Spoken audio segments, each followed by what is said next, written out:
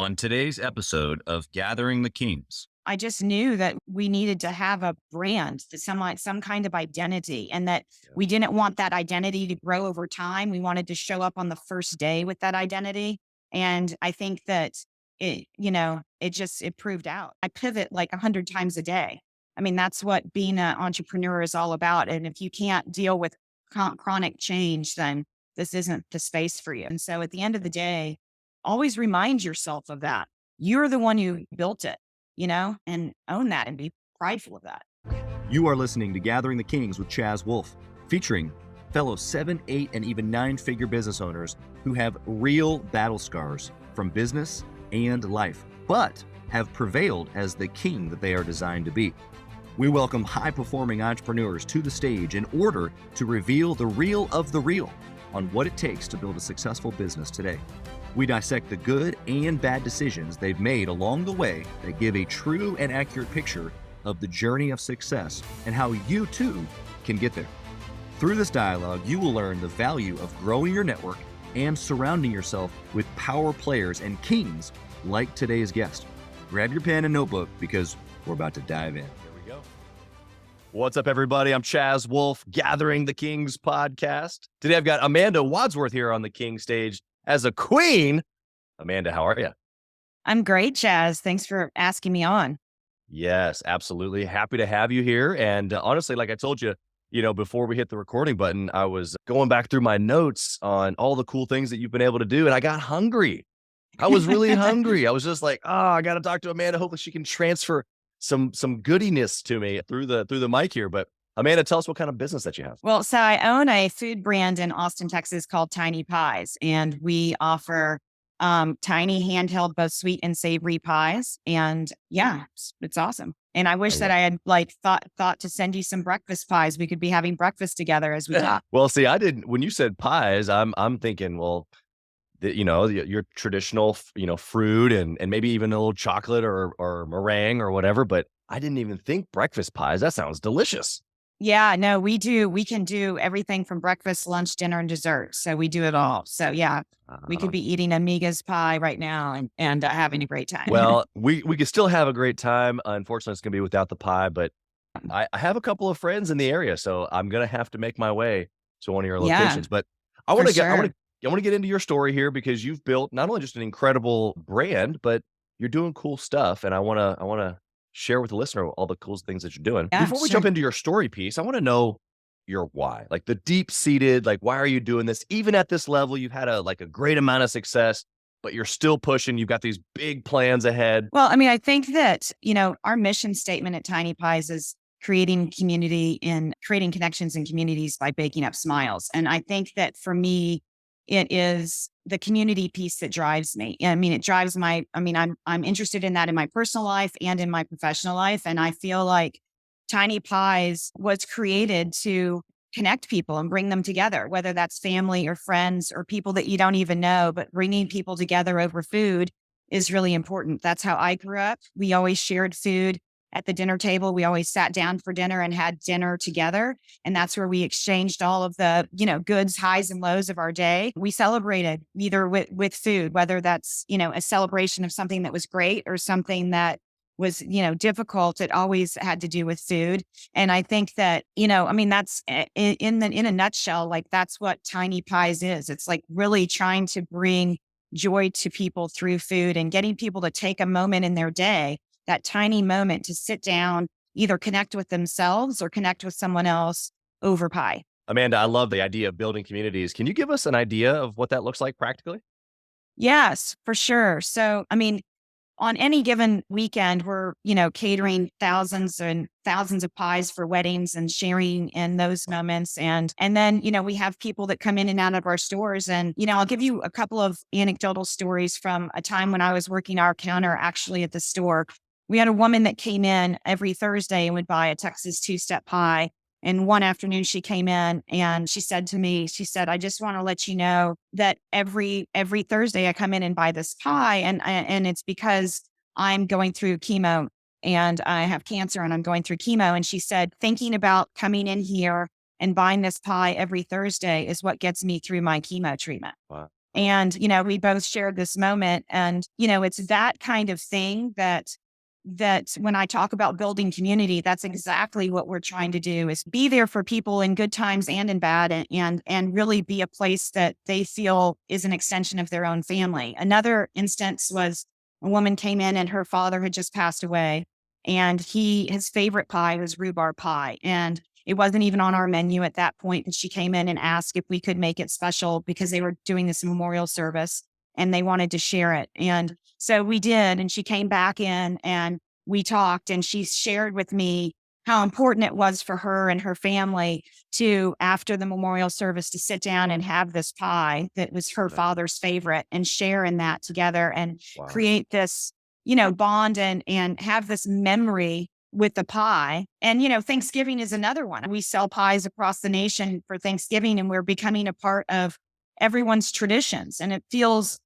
it's wonderful for us to feel like people are bringing us into their family's traditions and that we're becoming an extension of their family. And there's no better job to be in than, creating joy through food with people. It's just fantastic. I love that. All of those examples are just incredible and very heartstring pulling, but you're right. It dives right into why we do this, why we do our business. We're connecting with people, even more so for you, building communities. I just absolutely love that. You and your team are on a very clear mission. I love that you've spent time doing that.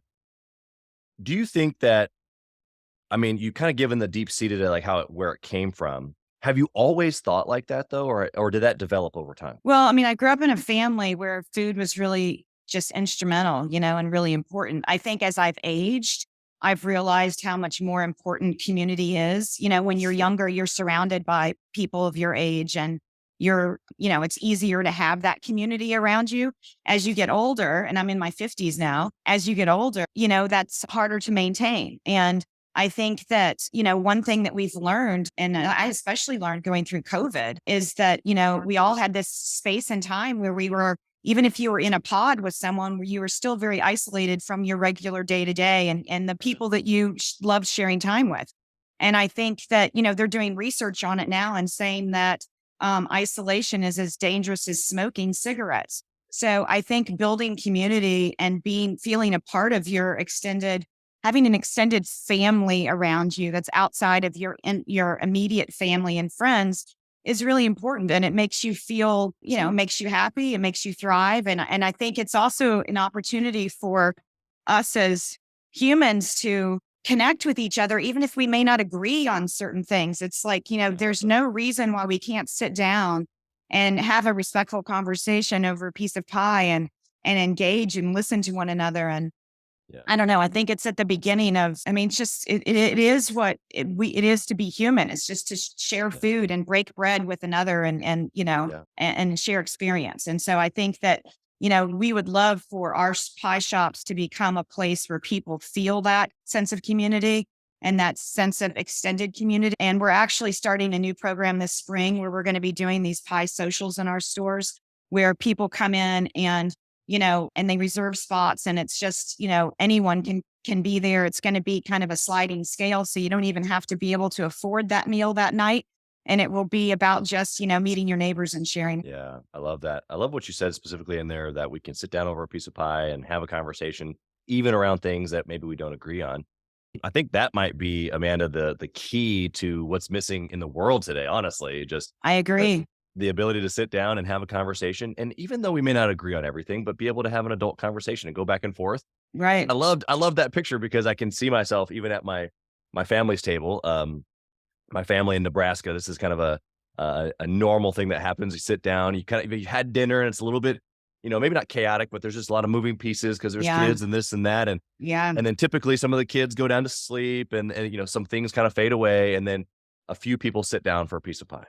And you have this intimate conversation. Right. It goes back and forth. And it doesn't mean you have to agree on everything or be on the same page or even be working together on it, but you can be genuinely interested in the other human across the other piece of pie. Right. Exactly. And that's what we're trying to create. It's just a space for that to happen. Right. Yeah, that's great. That's great. Well, let's talk about your story a little bit. How did you and pies and bringing smiles to the world come to be? Give us a little bit of the backdrop. Well, so the idea for Tiny Pies actually came from my son when he was about 9 years old. My son, Andrew, had pie for dinner and wanted to take a slice to school the next day in his lunchbox. And I was kind of describing that it would just be kind of a mess on the other side. And he suggested, why don't you make something that I can eat with my hands? And I was just like, wow, that's kind of a great idea. And my mom's my business partner. And Love we it. started playing around with old family recipes. And, long story short, we ended up taking it to a farmer's market director who loved the idea and concept and took and invited us into the market. But, I think that I have always kind of been an entrepreneur and on that journey. And this was an opportunity for my mom and I to work together. And Yeah. it just kind of all coalesced at the right time. But again, it was, coming back to the part about food is that, I grew up with food and food being just this this like sticky glue that binds everybody together, and that's always been something that I've been interested in pursuing. And so it seemed like the right time to do it. Yeah, kind of all the stars aligned, and I love Yeah. how your son kind of played a big role in that. Did you have entrepreneurial experience before that, or what'd you do before? Yeah. So before that, I was in real estate actually and had co-founded a green real estate company with some other realtors focused on sustainability. And before that, when I was 7 years old, I started walking my neighborhood and knocking on doors and asking people if I could do odd jobs around their house to make money. I mean, Yeah, I've always wanted to have my own money so I could buy the things that I wanted to do and maybe yeah. the things my parents didn't maybe agree that I should be able to do. So I've always been wanting to do that. And, I've been working since I was 15. Yeah. I can relate to that. I'm sure most, at least first generation entrepreneurs can relate to that and maybe others. But, when you were saying that, you wanted to have your own money to buy your own things, and sometimes that stems from not having anything and you wanted to go get it. And Yeah. sometimes, like you just said, sometimes it's because you were being told maybe no or not yet. And you said, you know what? Yeah. I don't want to wait on that. I don't want to be put in a box. Right. What an entrepreneurial spirit though. Like that's exactly what that means is like, no, you know what? You go do you. I'm going to go create something brand new because Right. that's how my brain works. And so, Well, also, my dad's an entrepreneur and he's a okay. filmmaker and worked for himself. And my grandparents, his parents were entrepreneurs, had their own business. So I grew up around that energy and I saw what that was firsthand. And I grew up feeling that I could always do what I wanted and I didn't have to feel like I had to go work for someone else. And so I think that my whole life I've definitely worked for other people over the course of my career, but I've always felt that I had the ability and opportunity to, go make my own way if I chose to. Yeah, go create. I love the Yeah. atmosphere as you described it because, I think anybody listening like myself who's first generation and, trying to create that environment for my kids and grandkids and future generations where they can see what's normal as far as to Yeah. be able to go create as Right. opposed to the opposite, which is, it's such an outlying thought. I Yeah. love that your grandparents and your family did that for you, kind of paved the way if you. Well, and there's like nothing that I'm more proud of than to have literally created this company out of nothing with my mom and I have two sons and have them watch us do that, watch their mom and grandma do that. It's been, it's just that brings me the most pride right there. Yeah.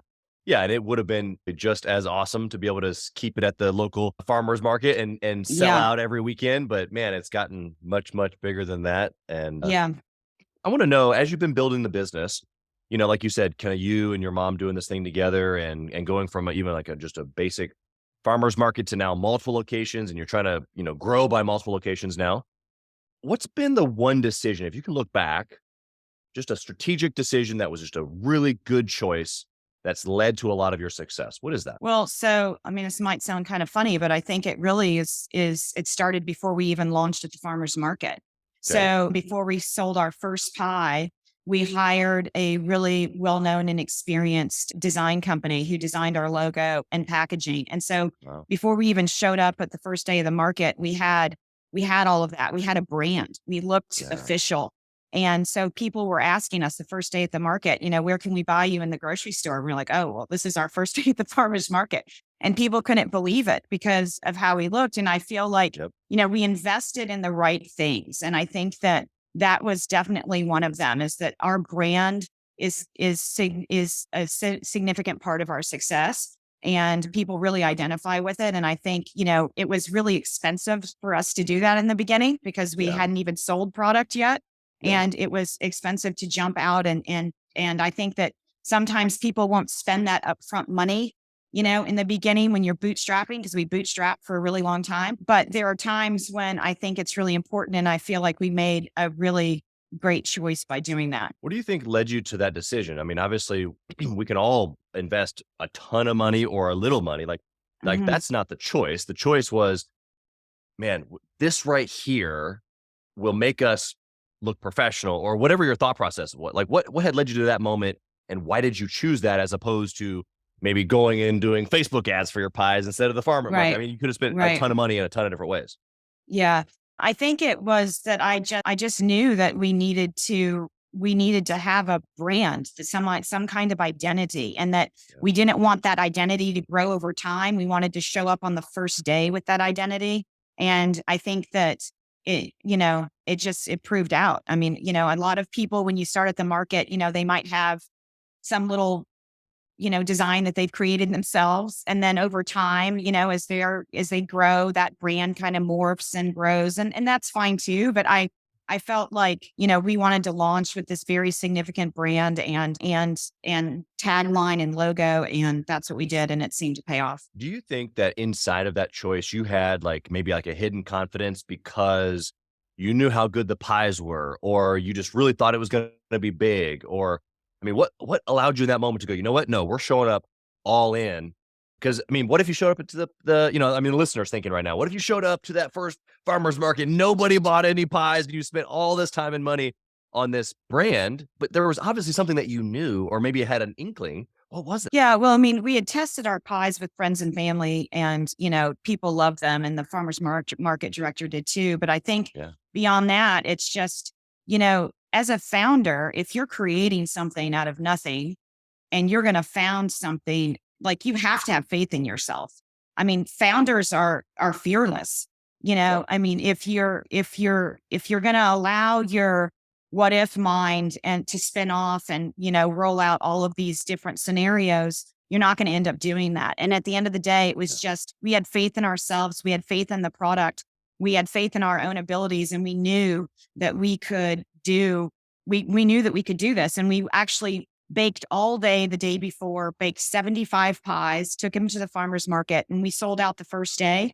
And I knew from that day, just deep in my heart, I knew that we were going to be successful. I knew it was going to take time and a lot of effort and a lot of work, but I just knew that we had a product that resonated with our customers. And I knew that the only thing between, being successful and not was how hard we could work and what we could do to push it forward. Yeah, I love that. I just was talking with a couple of entrepreneurs just the other day about the difference of interested or committed. And obviously there's a difference, but I was using it as a discussion point to kind of drum up, deep-seated conversation. And it's exactly what you just said. You said, I didn't show up interested at the first farmer's market. No. I was freaking committed. I was all in from the beginning. I loved what you talked about as far as the founder being I mean, if you're going to do it, you're going to do it. Otherwise, you're really not doing it. You're kind of just You're not faking doing it. Exactly. And I think that on the first day of the market, I already had the vision in my mind of multiple locations. So I was, excited to be at the market and trying to sell there, but I already had this vision that I've had this entire time since, we opened 12 years ago.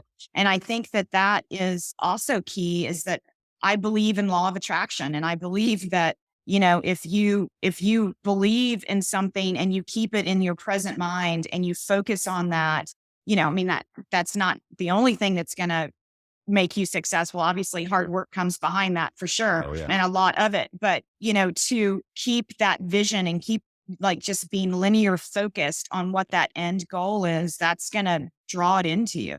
And I truly believe that. Yeah, I love it. Yeah, there's a whole book on this. It's called Think and Grow Rich. Yeah. Yeah. It gives you actually, there's actually exactly 6 steps, and you can find it right there in chapter 2. Anyway, I just so appreciate your willingness to like just go for it, because even though you were doing it for you in the moment, there's thousands of people listening right now going, all right, like if it doesn't fire you up, like I'm fired up right now. It's freaking Yeah. Monday morning and I'm fired up at Amanda's story because she went all in. And if that doesn't get you fired up, then you're probably listening to the wrong show, but or maybe they're not all in like you and I are, Amanda. I don't know, but let's flip the script. I want to know of a bad choice, something that didn't work, something that we can learn from. We can stay away from the bruises, as they say. Yeah. So, being a founder is this, windy road, right? And you make bad decisions sometimes, and we definitely have made bad decisions. One that I would highlight, I guess, is something that happened not too long ago. And it was, kind of came out of COVID. When we were in COVID, we saw our e-com just, shoot through the roof like everyone else who had e-com business. And Right. so we were, sitting with our finance team and making projections about all the packaging. And we have a seasonal business, so Q4 is really big for us. Sure. So we were, looking at what we anticipated to sell through that e-com channel that year, and ordering packaging and all of the supplies, all the shipping supplies, and et cetera. And, we were basing that, like everyone else did, kind of on this, nice little trajectory that we were all kind of seeing through COVID. And then that dropped off. And so one of the things that happened to us then is that we overshot. We spent money on this packaging. We ordered a lot also to reduce the expense, partly, Sure. by bringing down the per unit price. But we thought we would be able to sell through that. And so now I've been sitting on some packaging. So I'm storing packaging, paying to store packaging. And so, that was one of the, that was a costly decision. But, now, with every one of those missteps, it's an opportunity for growth, and it's an opportunity to learn about yourself, your team, your business. And so, it will be the last time I make that mistake. And, and so I think that in some ways, it's not that you want to have these mistakes and you don't want them to definitely be so crucial that they really, really harm the business. But on some level, these mistakes help you become a better leader and better business owner. And, it's all about how you approach them. And if you learn from them and you don't get stuck in, oh my gosh, we've made this bad mistake, you always constantly have to be pivoting. I pivot like 100 times a day. That's what being an entrepreneur is all about. And if you can't deal with chronic change, then this isn't the space for you. Right. I agree 100%. It's so interesting, the COVID conversation, because, we were on a roller coaster of the world's falling apart. And then because we're all locked down, it actually, like you said, e-com and a bunch of other things started exploding. Right. And you're right. I have talked to many other entrepreneurs, and maybe even somebody who's listening right now, who is like, okay, we started calculating this COVID boom as like regular growth. Right. And it wasn't. Yeah. And that's okay. We know now. So that way, when, external things happen and we start to see an up or a down, it's like, it's momentary. It's a wave of sorts. And we got to be able to kind of somewhat plan for that, although it's still very difficult. I don't know, even if we went through it again, if we'd be able to time it perfectly. But the idea is, like you said, is that we got to learn. You get to learn probably a lot about your team and the fortitude of just, who was maybe really all in with you. For sure. We went to our team at the beginning of COVID. This is just a little side note, and said, we didn't know. We were all terrified. We didn't know what this meant. And, we have a customer facing business, and I didn't want to ask my team to do something that I wasn't willing to do. And quite frankly, I was concerned about being out in front of customers at that point, because we just didn't know what was going on. And so we sat down and talked to our team about how we were going to handle it. And we all came to an agreement of how we would handle it. And I feel like, from that moment on, our team just worked just tirelessly. You've got a business that is similar to mine, and that, I felt like I was back in startup mode. I don't know if you did, but it was just like every day was just a new day of trying to recreate and innovate to survive. So. Yeah, that's right. I love that energy, that recreation. You're right, because it happens at certain times, or sometimes you kind of have to recreate it yourself. Sometimes things get a little stagnant, and it's time to reinvent, time to get things rolling again. Yeah, I love that. I want to switch over here to our speed round, Amanda. My first question is around KPI, and the way I say it is this: if you can only track one thing inside of your glorious pie business, what would that one thing be? I would say customer lifetime value, because our customers, we want a customer that comes into our shop, and then we have all these other channels. And so we want to be able to track, and we want them to be coming back. So it's like the first time you come into the shop and you enjoy your experience, we want you to then think about ordering them for your anniversary. And then we want you to send them as client gifts, and on and on. And so it's tracking that I think is most important to us. Yeah, I think that there's a strung together relationship, right? Like you're trying to add value to someone so much so to where that you become part of their life. Correct. What do you do to track that? Well, I mean, I think we track it through all of our sales data, Sure. and we can get granular on, which customers are coming back and so forth. I mean, we just had a pie day, which is one of the biggest days of the year for us outside of like the Wednesday before Thanksgiving. Right. And we had the best pie day we ever had. And I haven't done this yet, but we're going to go in and do a deep dive to see, what customers were new customers, which customers came back, and get a feeling of, are we growing with additional well, obviously we're growing with additional customers, but which customers are coming back and which ones aren't, and trying to figure out and segment, why have we lost certain customers? Is it certain stores that aren't growing as much as others, and just try to segment it out and see what's going on.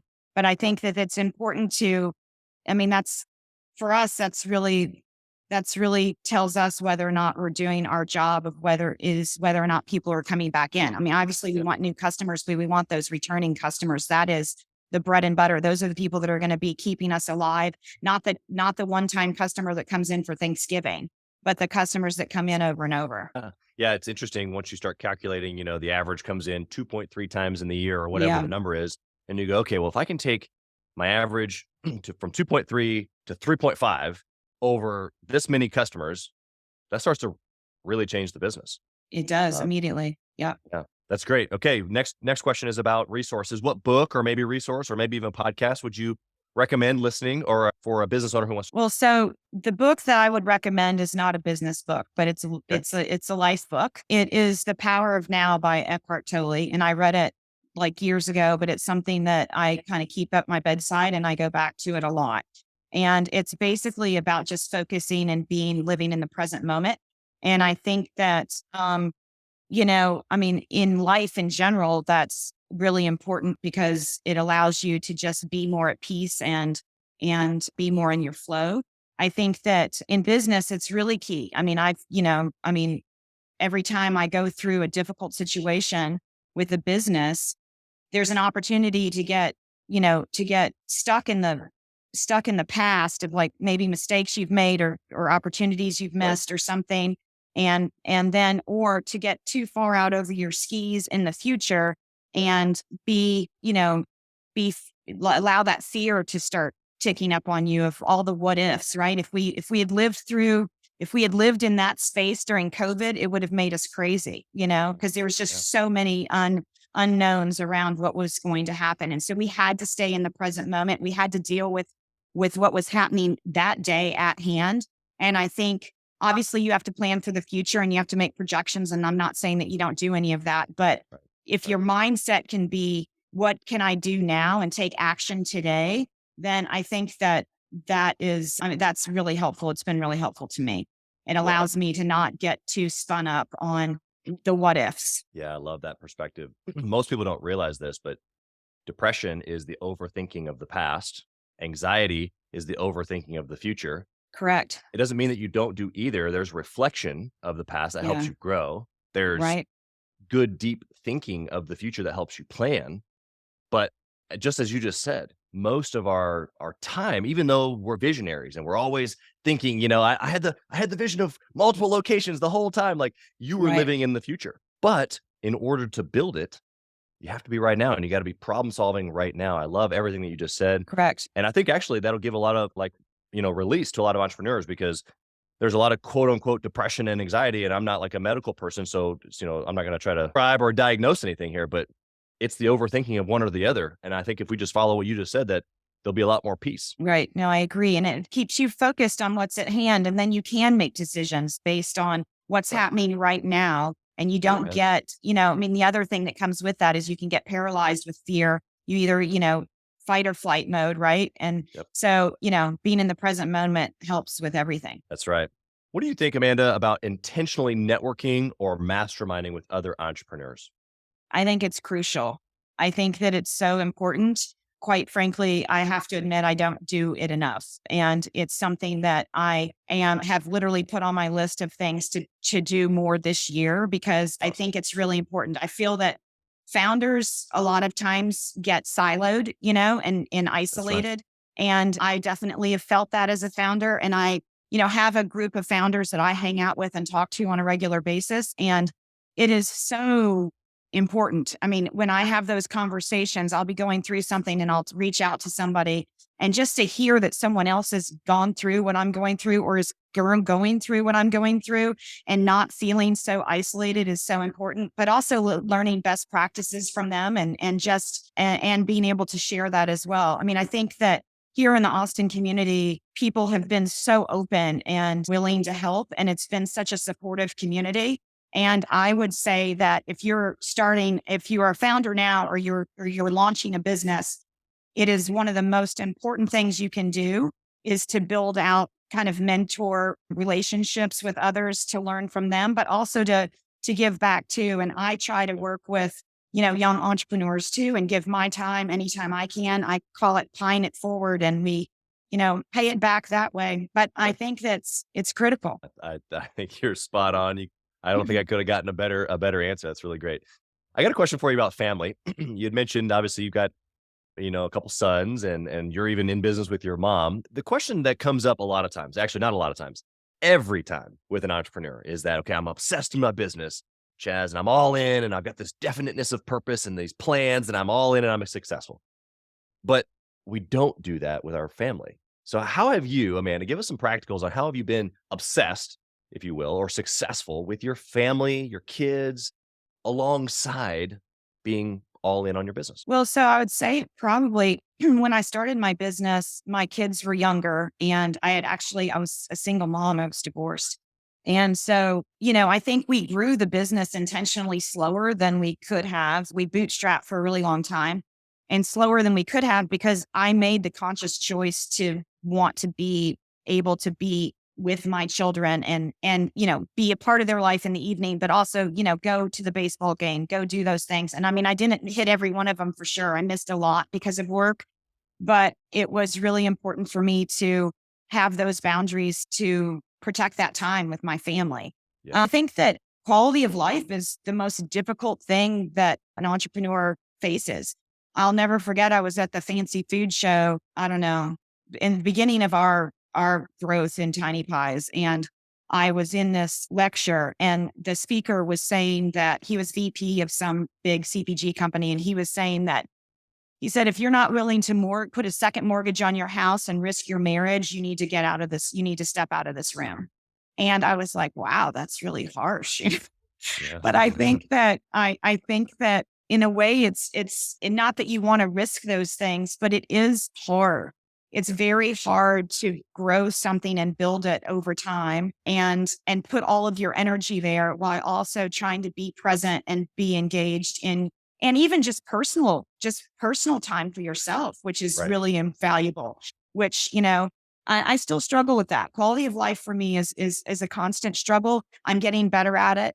I am, starting to put up boundaries and get better about protecting that. But it's always been a thing. And I think that most founders really struggle with that. Yeah. The example that you gave of the guy speaking, you're right. You hear it and you're like, ooh, the very principle of what he's talking about, that committed versus interesting Right. interested that we talked about earlier.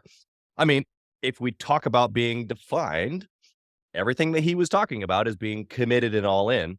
My only thing would be that it sounds like he's not very committed to his marriage. It Family. sounds like he's not Yeah, very right. committed to his, Right. whatever else it Yeah. was. And so I Right. understand that you kind of have to burn the ships. That's what committed actually means, is to forget everything else and go all in. And that's why there's like this conversation that I keep drumming up over and over again, not necessarily about balance, because I don't think that exists, but going, okay, I'm going to be all in here. I'm going to be all in here, and I'm going to be all in here. And sometimes it's like, there's this, like, I'm sure your kids have been in and around the stores, and I'm sure your kids Yeah. have been in and Oh, around yeah. the marketplace and inside the pie Yeah. shop. And Yeah. like, there's this commingling that happens with entrepreneurs, because the business is part of the family. The family is part Yes. of the business. And It's like a third child. yeah.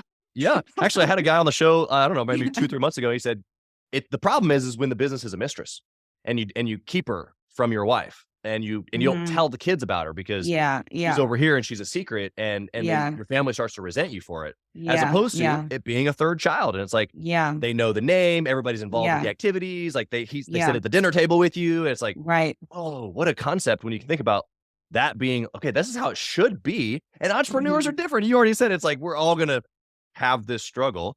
We just got to like be proactive about kind of being all in all areas. Right, right.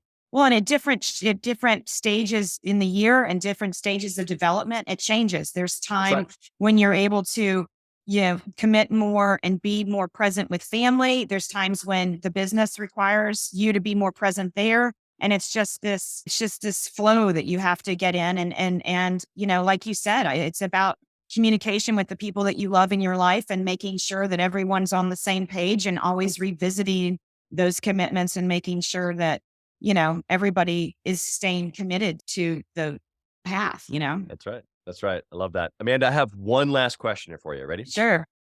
If you could whisper in the younger Amanda's ear, what would you say? I would probably say trust your gut. Okay. I think that sometimes you can allow others, even within your organization, to because you think maybe they have an expertise and maybe they do have an expertise in a certain area that is not your expertise. And so you're relying on them for that information. But I would say more times than not, when I haven't gone with my gut instincts, I've made mistakes. And when I mean, it's not just going on gut alone, obviously, but when you trust that intuition is when I feel like I'm doing the best job. Yeah, I love that. Yeah, the intuition is a big deal. And, that can come from a lot of different places. So I appreciate that almost like just peaceful word, because I think there's probably some younger entrepreneurs listening right now. And it's tough in the moment to trust your gut. It's tough because it's like, I don't know what's Mhm, going to happen. Amanda, mhm. maybe I make a mistake. I don't know. But I think that and especially once you've started and you've founded the business and you've been in the business, I mean, you'll start bringing people on your team. It starts out with you and maybe your co-founder, and then you start bringing people on the team. But like at the end of the day, you're the one who knows your business better than anyone else. I mean, you founded it, you created it, you came up with the idea, you know what your vision is, you know what you're trying to accomplish. And so at the end of the day, always remind yourself of that. You're the one who built it, and own that and be prideful of that. It's so profound. You have to really, really own it. Amanda, I want to give you a chance here to tell us where we can get these delicious pies, because you've kept us wanting this entire time. You got breakfast, lunch, and dinner. You got desserts, all this crazy stuff.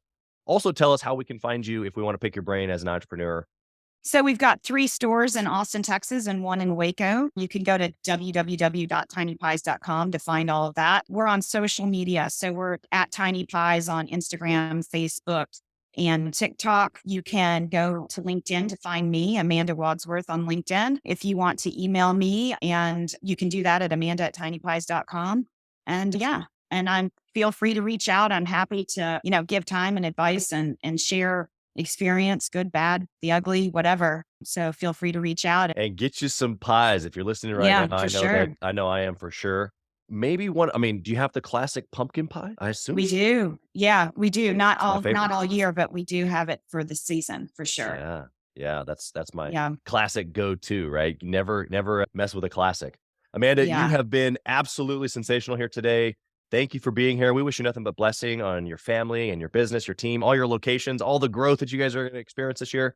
Thank you for being here. Thanks, Chaz. I really appreciate it. Thanks so much. Thank you for listening to Gathering the Kings today. I hope that you were able to pull out a few nuggets to go apply into your business right away. More importantly, though, I hope that you're realizing that it takes more to be successful than just being by yourself, doing it all on your own, carrying the weight all by yourself. What I have realized, not only in my own journey from multiple businesses and multiple different industries, and now interviewing literally over 200 or 300 other very successful 7, 8, and 9-figure business owners, is that it's tough to do it alone. And so Gathering the Kings literally exists to bring together successful entrepreneurs. In fact, we are putting together one 1,000 kings, specifically who are grateful but not done. We're intentionally assembling kings who fight tooth and nail for their business, family, and communities. And here's what we believe, that in the pursuit of excellence in those areas, that it ignites within us the responsibility to govern power and forge a lasting legacy. So if that relates and resonates with you, and you know that you need people around you, sharp, qualified, other very successful business owners, I want you to go to gatheringthekings.com. I want you to take a look at what we're doing and see if it makes sense for you to be part of our pursuit to 1,000 kings. Talk soon.